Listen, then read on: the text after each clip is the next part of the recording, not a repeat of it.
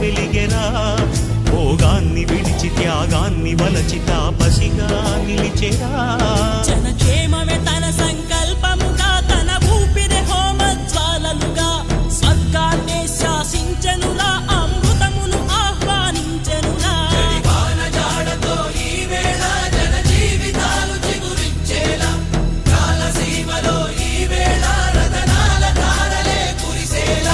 కల్లు కల్లు మని సిరిమూవల్లే చినుకే చేరగా, జల్లు జల్లు మని పులకింతల్లు పుడమే పాడగా, హరివిల్లు ఎత్తి కరిమబ్బు వాన బాణాలే వేయని, నిలువెల్ల మంచు వడగళ్ళు తాకి కడగళ్ళే తీరని.